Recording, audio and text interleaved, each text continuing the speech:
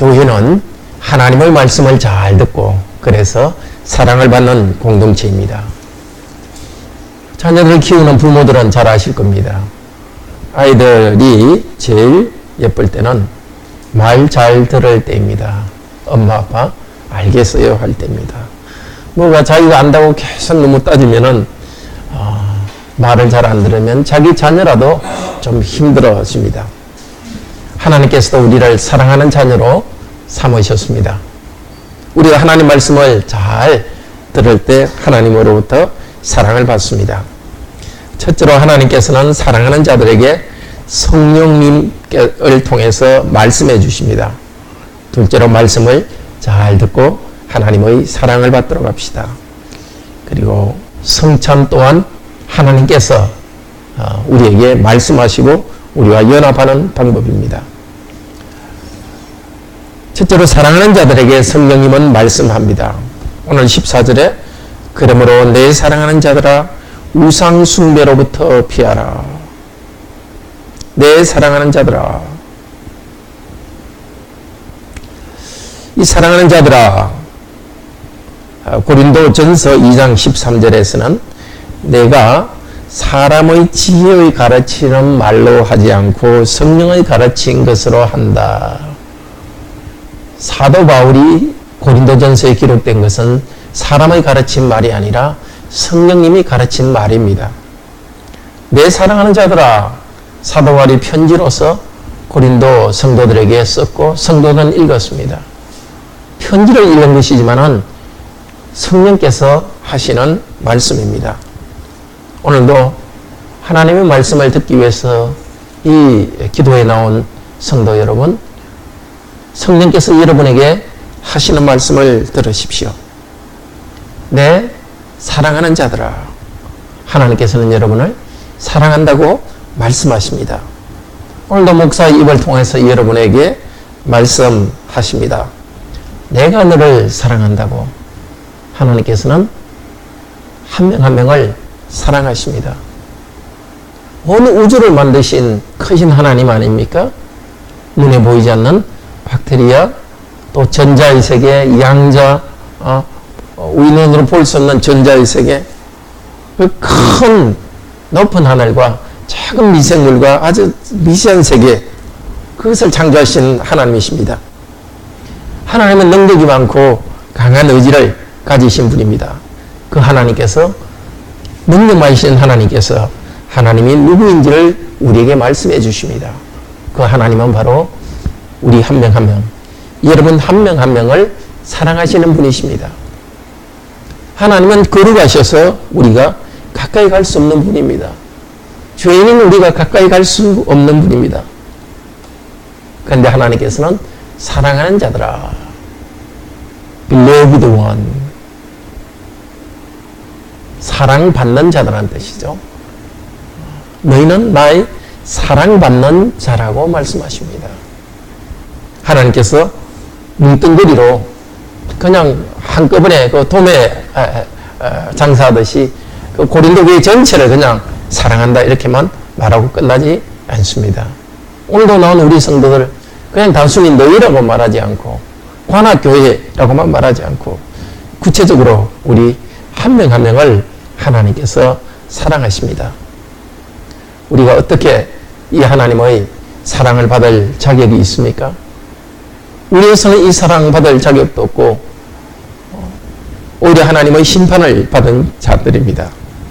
그런데 내 사랑하는 자, 그 말은 마태복음 3장 17절에 나옵니다. 바로 그것 때문에 우리는 하나님의 사랑하는 자입니다. 마태복음 3장 17절,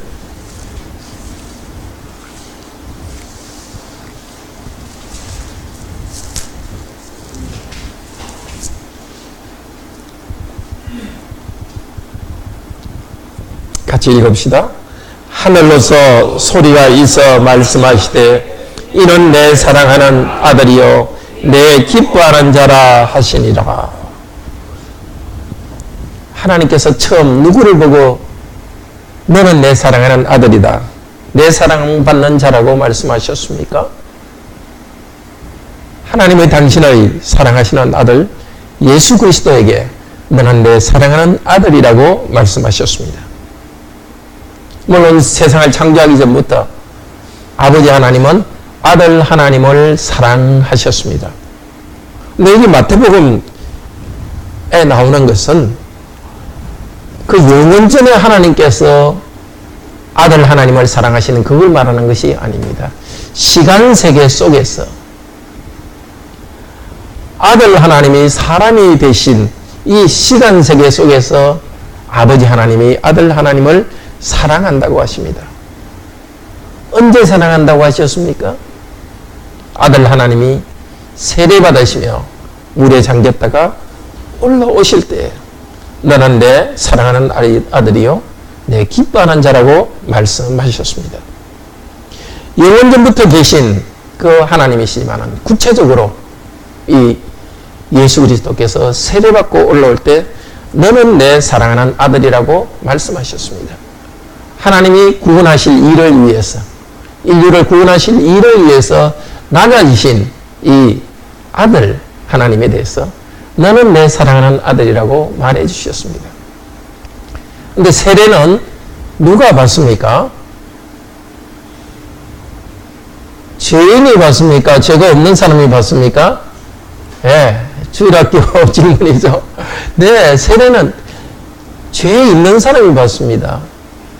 마태복음은 그냥 이렇게 이야기가 흘러가고 있지만 예수님이 세례받았다는 이 이야기는 예수님을 죄인으로 선언하는 것입니다.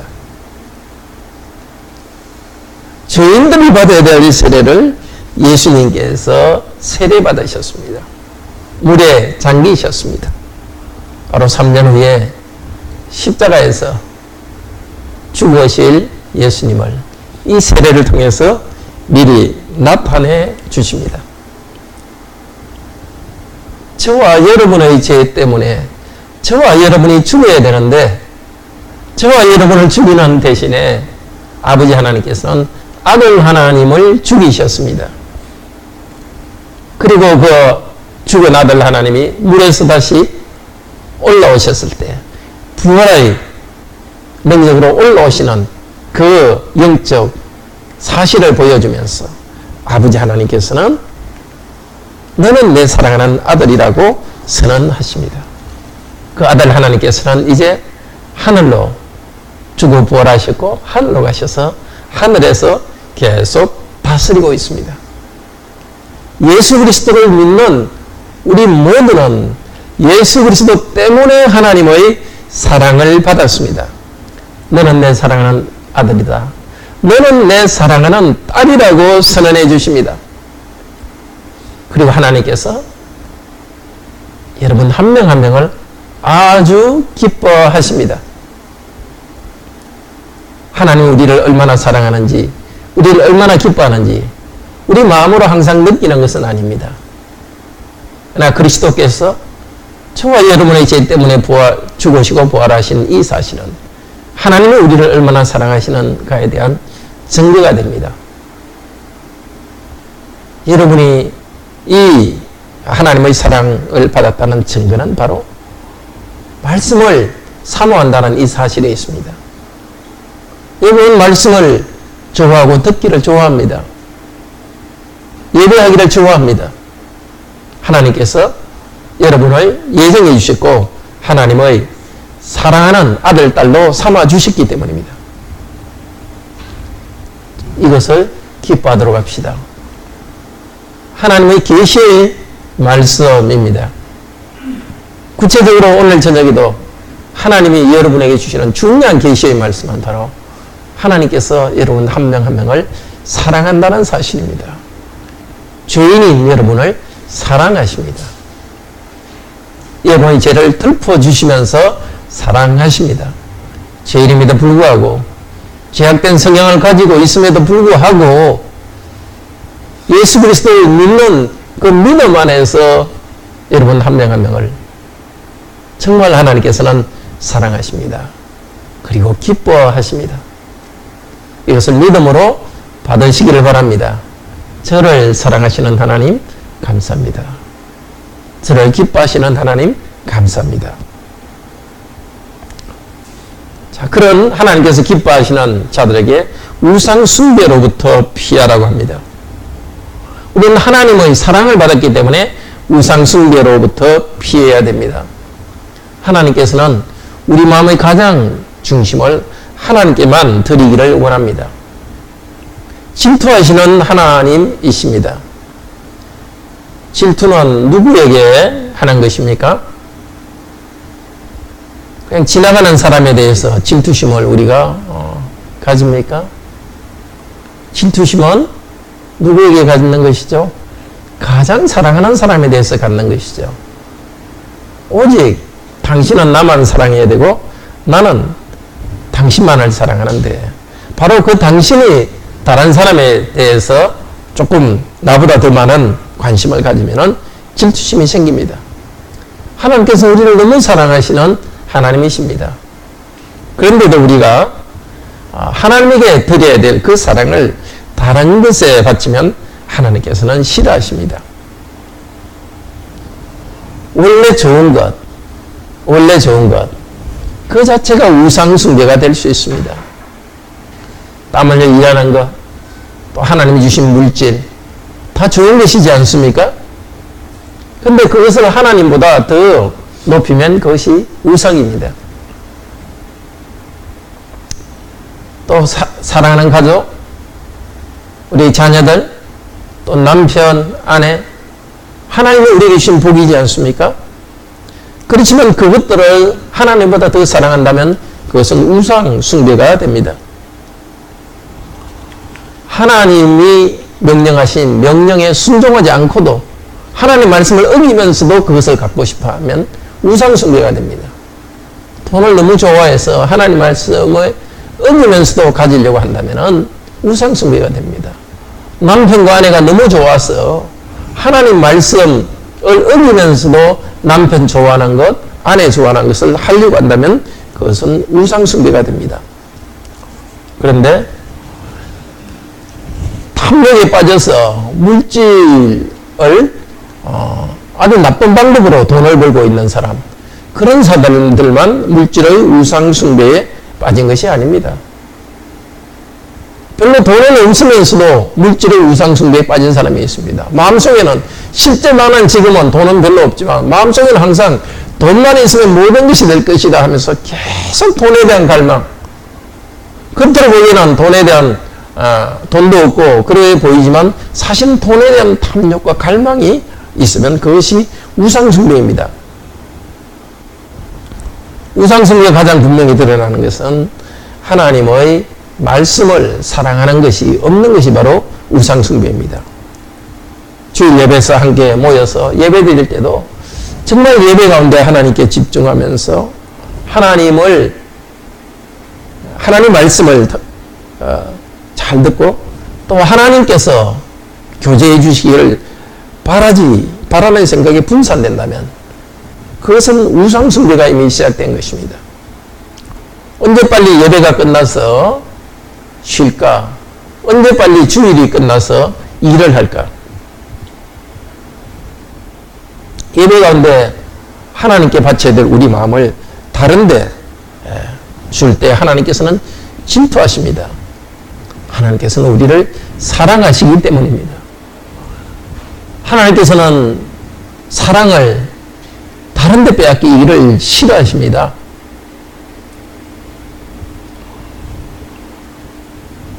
오직 하나님께서 우리가 하나님만 사랑하기를 원하십니다. 하나님만을 가장 사랑하지 않고 다른 것에 우선순위를 두고 있을 때는 어떻게 하시겠습니까? 사랑을 뺏기 위해서 다시 사랑하는 사람을 다시 하나님께 돌아오기 위해서 어떻게 하시겠습니까? 매를 드시기도 하겠죠. 벌을 하시겠죠. 몽둥이도 드시겠죠. 정말 우리가 하나님을 가장 사랑하는 이 일에서 마음이 흐트러질 때는 하나님께서는 오히려 우리에게 어려운 일을 보내셔서 정신을 차리게 하십니다. 하나님 없이 이 땅에서 행복한 것보다는 하나님과 함께 있으면서 고난당하는 것이 좋기 때문에 우리를 매를 드십니다. 오늘 22절은 이렇게 끝납니다.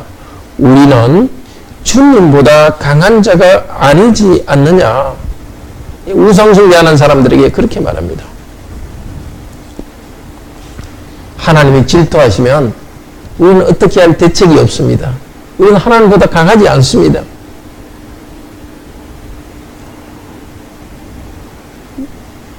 우리가 하나님 아닌다는 것을 높이는지 아닌지 하는 것은 우리 자신이 가장 잘 압니다. 마음의 중심에 하나님을 경배하고 하나님을 영광 돌리는 그 마음이 우리 마음의 중심에 있는지, 아니면 그냥 사람들의 관계 속에서 사람들에게 인정받고 내가 뭔가 성취하고 거기에만 생각이 빠져 있는지, 그것은 우리 자신이 잘 압니다. 하나님이 우리에게 질투하셔서 사랑하시기 때문에 우리에게 매를 드시지 않도록 하나님께로 돌아갑시다. 내 사랑하는 자들아, 우상 숭배로부터 피하라. 하나님만 즐거워하면서 그 사랑으로 돌아가기를 바랍니다. 나는 너를 사랑한다. 내 사랑하는 자들아. 우상 숭배를 향해 나아가고 있는 고린도 교회를 향해서, 교인들을 향해서 내가 너를 사랑한다. 내 사랑하는 자들아 하신 하나님의 사랑 안으로 돌아옵시다. 둘째로 하나님 말씀을 잘 듣고 하나님의 사랑을 받읍시다. 15절에 이렇게 말합니다. 15절 같이 한번 읽읍시다. 사역으로 된 것. 내가 지혜 있는 자들에게 하듯이 말합니다.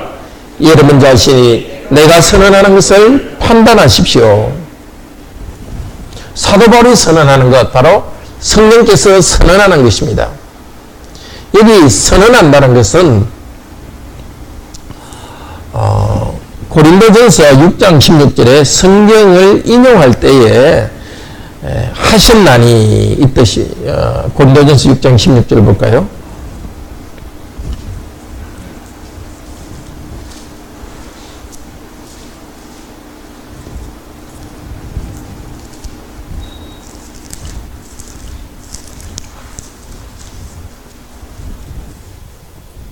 같이 읽읍시다. 창기와 합하는 자는 저와 한 몸인 줄 알지 못하느냐. 일러서되 둘이 한 육체가 된다 하셨으니, 일러서되 여기와 같은 말입니다. 일러서되 뭐죠? 일러서되. 그래서 성경의 말을 말합니다. 성경에서 말씀하시기를. 그러니까 사도 바울이 내가 선언한다 이렇게 말하는 것은 성경 말씀을 선언하는 겁니다. 구약 성경을 인용하는 것과 마찬가지로 사도 바울은 이 말을 하고 있습니다. 단순히 사도 바울의 개인 의견이 아니라 하나님 말씀을 선언하고 있습니다. 너희들은 지혜 있는 자로서 내가 바울이 선언한 말을 어떻게 하라고요? 옳다고 들으라.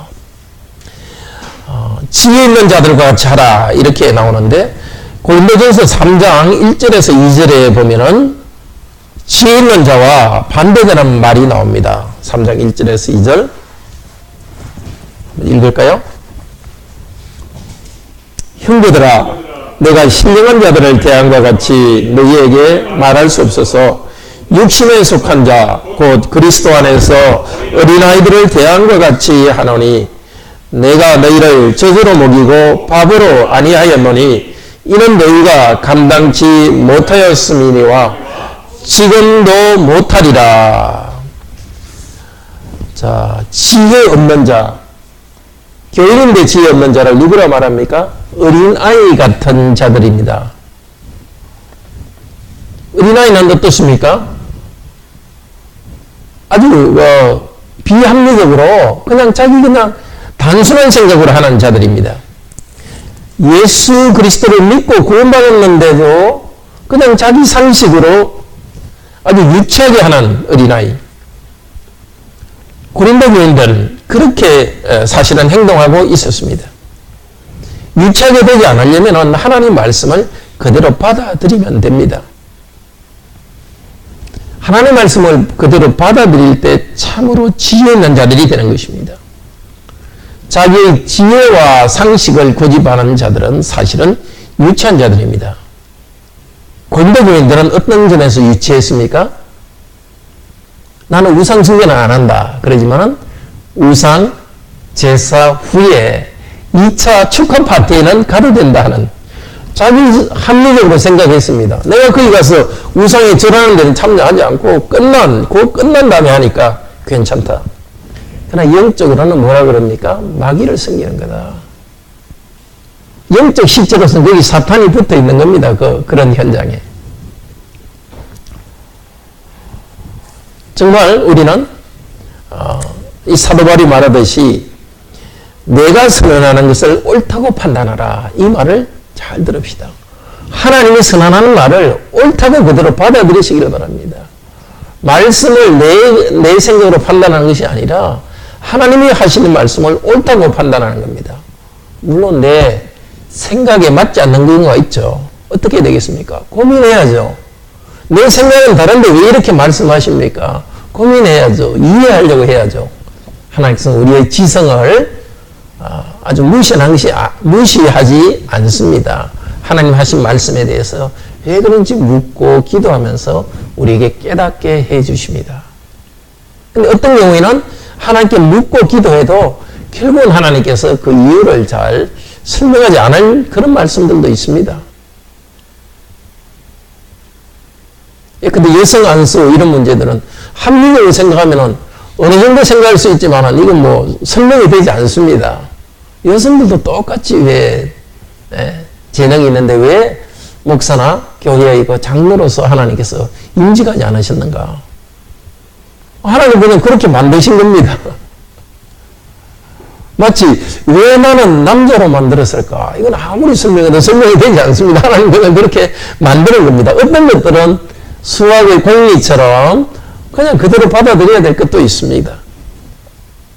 우리가 하나님께 묻고 생각하고 또 기도하더라도 그 이유를 설명하지 않는 그것은 하나님께서 그렇게 기쁘게 결정했기 때문에 그대로 따르는 것입니다. 자, 너희는 내가 하는 말을 스스로 판단하라. 이 말, 그리고 내가 선언한 것을 옳다고 판단하라. 이거 옳다는 표현이 있죠. 옳다는 표현은 우리 요즘 회의할 때 가하시면 예하십시오. 그거와 같은 말입니다. 가하다고 판단하라. 그게 사도행전에 나옵니다. 사도행전에 15장 그 19절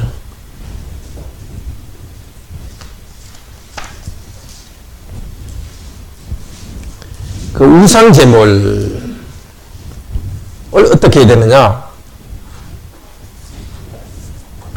그 이야기를 하면서 사도들이 한 회의에 나오는 말입니다.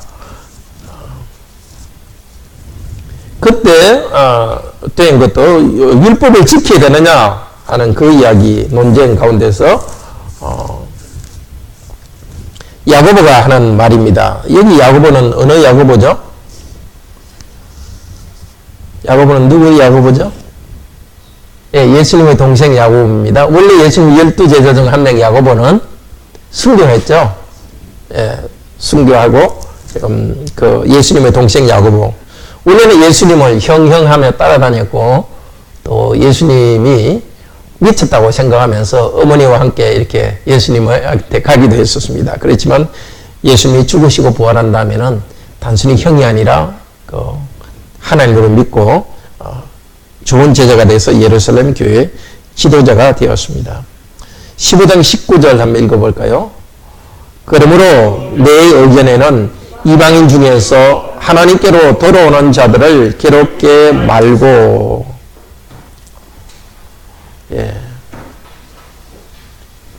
내 의견에는 이것이 여기서 옳다가 아니라 판단하다는 것과 같은 단어입니다. 사도가 판단을 내렸습니다. 또 15장 그 28절에서는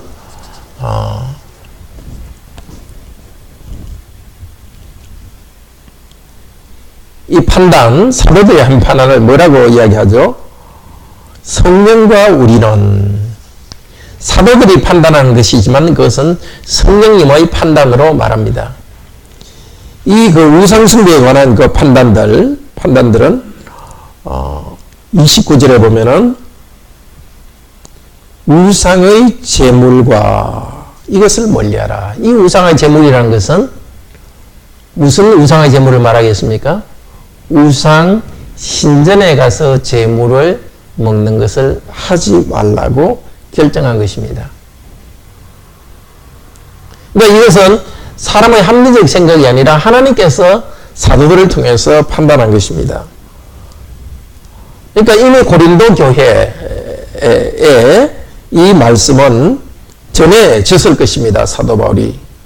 왜냐하면 그 사도행전 16장 4절에 보면은 사도 바울이 2차 전도 여행을 가면서 16장 4절 읽어볼까요? 여러 성으로 다녀갈 때에 예루살렘에 있는 사도와 장로들의 작정한 규례를 저희에게 주어 지키게 하니.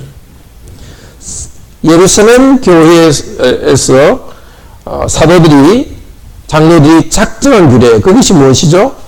바로 15장 29절에 나와 있는 우상 제물은 먹지 말라는 작정한 규례입니다. 그렇게 결정한 것입니다. 왜 2차 우상 신전에서 하는 2차 축하 파티에 참여할 것도 될 것 같은데 왜 안 되는가? 하나님이 영적으로 아시고 그렇게 결정한 것입니다. 그러니까 사도 바울은 2차 전도 여행 때 고린도 교회를 개척했기 때문에 당연히 이것도 가르쳤습니다. 이것을 그대로 받아들여야 됐었습니다.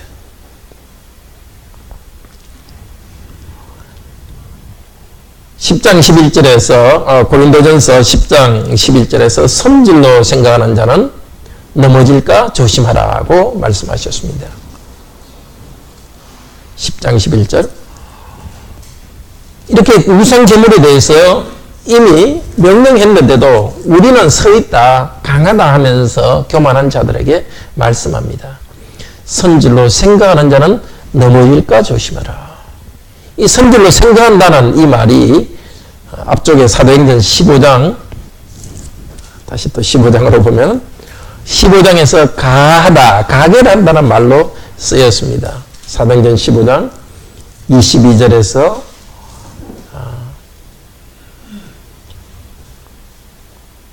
그 20절에서 가하다, 또 26절에서 가결하다, 또 28절에서도 가한 줄, 이 가하다, 가결하다.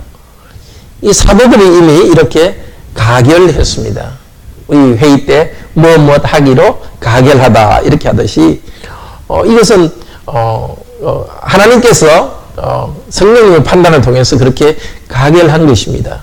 그렇게 가결했는데도 그 가결한 생각이 있는데도 고린도 교인들 중에는 선질로 생각하면서 자기는 선 것으로 판단하면서 그 말씀에 대해서 다르게 행동했습니다.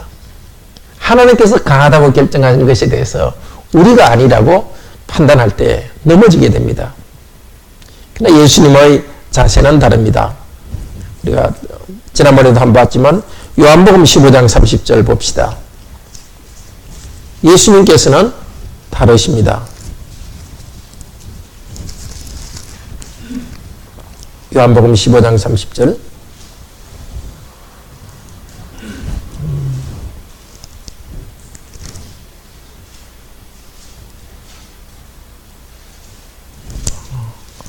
제가 절수를 잘못 적었네요.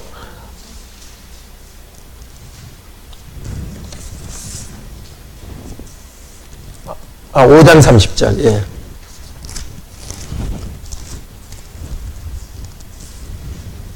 같이 읽읍시다. 내가 아무것도 스스로 할 수 없노라. 듣는 대로 심판하노니 나는 나의 원대로 하려 하지 않고 나를 보내신 이의 원대로 하려는 거로 내 심판은 의로우니라. 이 원이라는 것은 의지입니다. 의지. 단순한 소원이 아니라 의지입니다.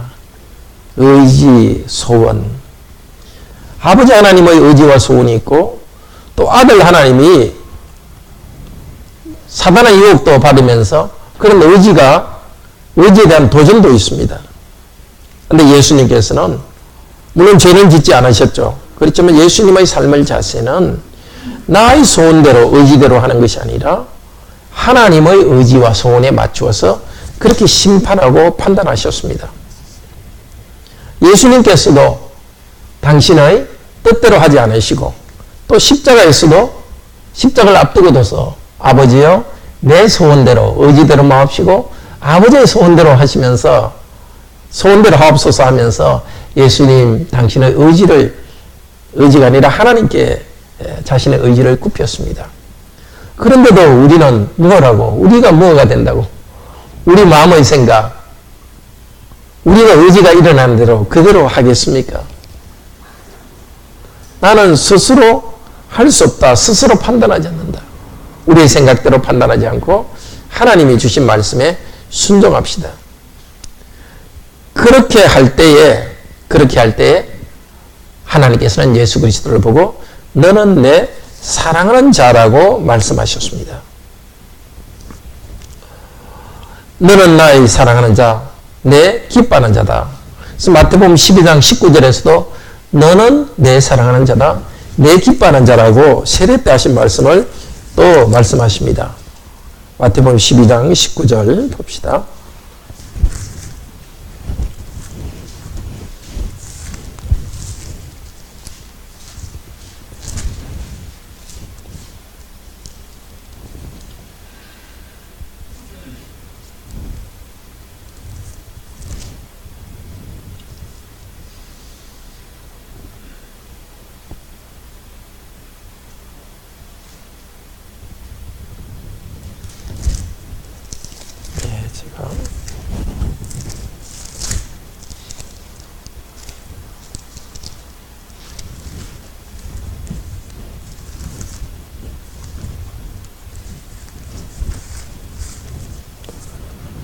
네, 마태복음 12장 19절에서 바로 그 이사야 선지자가 예수님에 관해서 예언한 것입니다. 12장 18절부터 21절 같이 읽읍시다. 보라, 나의 택한 종, 곧 내 마음에 기뻐하는 바 나의 사랑하는 자를 보라. 내가 내 성령을 줄 터이니 그가 심판을 이방에게 알게 하리라. 그가 다투지도 아니하며 돌리지도 아니하리니 아무도 길에서 그 소리를 듣지 못하리라. 상한 갈대를 꺾지 아니하시며 꺼져가는 심지를 끄지 아니하시기를 심판하여 이길 때까지 하리니 또한 이방들이 그 이름을 바라리라. 함을 이루려 함이니라. 예수님께서 자기 뜻대로 하지 않고 하나님의 뜻에 굴복시킬 때 하나님께서는 오히려 선물을 주셨습니다. 자기 뜻대로 하지 않고 자기를 포기할 때에 내 성령을 줄 것이니 성령님을 주셨습니다.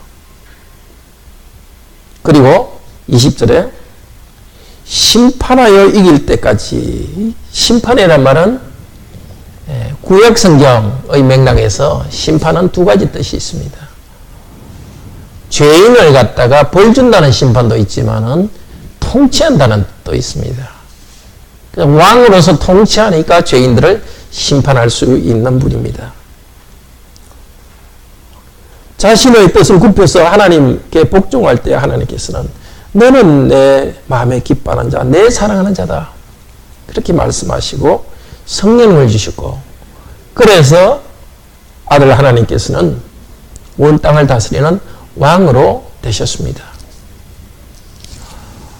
바로 우리에게 일어나는 일입니다. 우리를 대신하여 십자가에서 죽으시고 부활하신 그 세례받으시는 예수님, 너는 내 사랑하는 자요 내 기뻐하는 자라고 하신 아버지 하나님께서 그렇게 선언하셨습니다. 이제 그 아버지의 뜻에 순종하는 아들 하나님을 보고 너는 내 사랑하는 자, 내 기뻐하는 자다 하시면서 성령님을 주셨습니다. 우리도 예수님 안에서 예수님을 믿을 때 우리도 용서하시고 내 사랑하는 자라고 말씀해 주십니다. 우리도 예수님 안에서 우리 뜻을 굽히고 하나님의 뜻에 복종할 때 하나님께서는 우리에게 성령을 주시고 우리를 다스리도록 하십니다. 고린도전서 2장 9절에서 10절은 이렇게 말합니다. 하나님께서 자기를 사랑하는 자들을 위하여 예비하신 것들을 지금까지 우리는 눈으로 보지도 못하고 귀로도 듣지 못했다고 합니다. 자기 뜻대로 하는 사람들은 이 축복을 체험하지 못합니다. 그러나 예수 그리스도를 믿고 그 말씀에 순종하는 자들에게는 눈으로 보지도 못하고 귀로도 듣지 못한 그 풍성한 것을 허락해 주십니다. 역시 고린도전서 2장 10절은 말합니다. 하나님이 성령으로 이것을 우리에게 보여주셨으니 성령은 하나님의 깊은 것이라도 통달하시느니라. 성령께서는 하나님 속에 있는 것을 다 아십니다. 하나님의 마음을 사도를 통해서 기록해 주셨고 성령께서 말씀해 주셨습니다. 하나님의 깊은 것을 아시는 성령께서 말씀하신 그 말씀을 따를 때 우리는 하나님의 아들이 예수 그리스도께서 받으셨던 그 복에 우리도 참여합니다.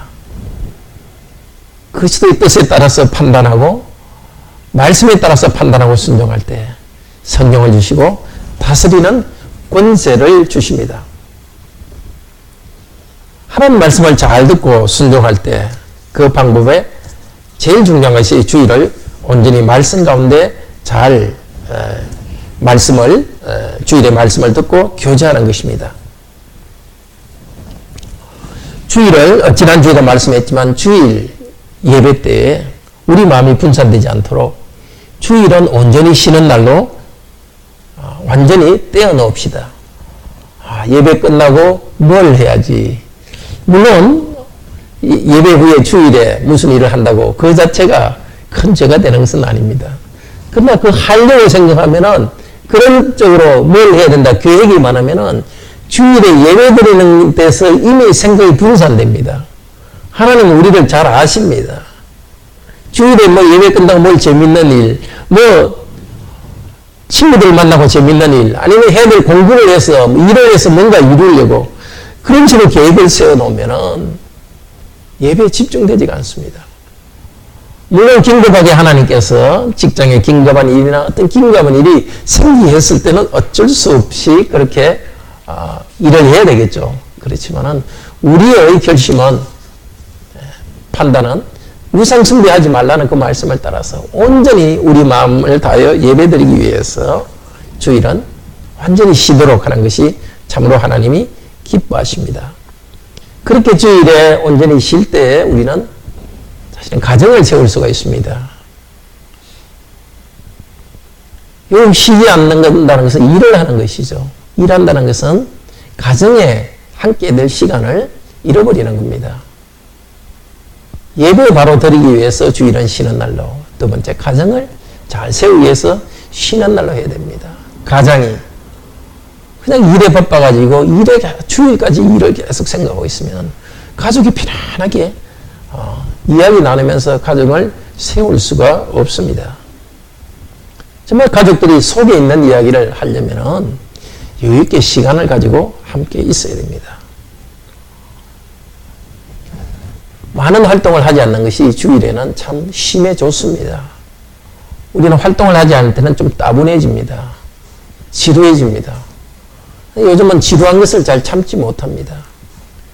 근데 따분하고 지루한 것이 새로운 창조를 하는데 너무 중요합니다. 따분하고 지루한 가운데 뭔가 우리 몸도 회복되어 갑니다. 그런 가운데 뭔가 자연스럽게 창조적인 일도 생깁니다. 온전히 예배하기 위해서 주일에 쉬는 것은 예배를 위해서뿐만 아니라 우리의 쉼에도 중요합니다. 하나님 말씀을 잘 듣는 것은 성찬을 참여하는 그 은혜와도 연결됩니다. 16절, 17절 사역으로 된 것을 같이 한번 읽읍시다. 우리가 축복하고 있는 축복의 자는 그리스도의 피에 공동체됨 교제함이 아닙니까? 우리가 떼고 있는 떡은 그리스도의 몸에 공동체됨 교제함이 아닙니까? 왜냐하면 떡이 하나요 많은 우리가 한 몸입니다. 왜냐하면 우리 모두가 하나의 떡의 한 부분을 공유하고 있습니다. 참여한다는 것은 공동체됨 교제하는 것입니다. 그것을 같은 것을 나누는 것입니다. 우리가 빵을 먹고 포도주를 마시는 것은 그리스도 그분의 것이죠. 그분의 것인 그리스도 자신을 우리도 받는 것입니다. 그리스도와 하나 되고 그리스도와 공동체 되도록 하셨습니다. 믿음으로 성찬의 빵과 포도주를 받을 때 그리스도의 영적 생명을 우리에게 수혈해 주십니다. 빵이 포도주가 우리의 건강 몸으로 소화돼서 건강의 한 부분이 되듯이 믿음으로 그리스도를 향한 믿음으로 성찬의 빵과 포도주를 받을 때 생명이 수혈됩니다. 그리스도와 하나 됩니다. 하나님께서는 지금도 우리를 너는 내 사랑하는 자다고 선언해 주십니다. 사람들이 우리를 어떻게 부르는지 그것을 생각하지 마십시오. 사람들이 얼마나 나를 잘 평가해 주는지 그것을 생각하지 마십시오. 하나님 말씀을 들으십시오. 스스로 지혜 있다고 생각하면서 자기 생각대로 하지 마십시오. 제일 먼저 여러분의 생각을 복종시켜야 될 것은 바로 하나님께서 이 말씀을 하신다는 사실입니다. 하나님께서는 여러분을 너는 내 사랑하는 자, 내 기뻐하는 자라고 말씀하십니다.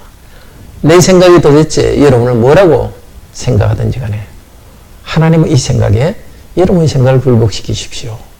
하나님께서 나를 사랑한다고 오늘도 불러주신 것 기억하십시오. 하나님께서 여러분을 기뻐하신다고 말씀하신 것을 기억하십시오. 앞으로도 계속 무슨 일이든지 하나님 말씀에 자기를 굴복시키십시오. 특별히 예배하는 일에 관해서 우리가 우리 마음에 다른 것이 하나님을 대신해서 채우는 것이 아니라 오직 하나님만을 가장 우선순위에 두고 하나님을 높이고 경배하십시오. 그리고 순종하십시오. 하나님께 순종할 때 하나님께서는 예수님을 통해서 우리에게 성령님을 주십니다.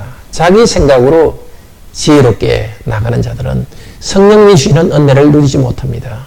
복종하는 자에게 하나님께서는 성령님을 충만케 해주시고 정말 그리스도 안에서 다스리는 권세를 주십니다. 우리의 얄팍한 지혜로 땅을 다스리고 정복하는 그런 방법으로 나가지 말고 말씀에 따라 할 때는 자기를 부인하며 자기 뜻을 굴복시킬 때는 성령님을 주시고 성령을 통한 다스림을 주십니다. 이 복을 누리는 우리 성도님들 되시기 바랍니다. 우리 다 같이 하나님을 찬양합시다.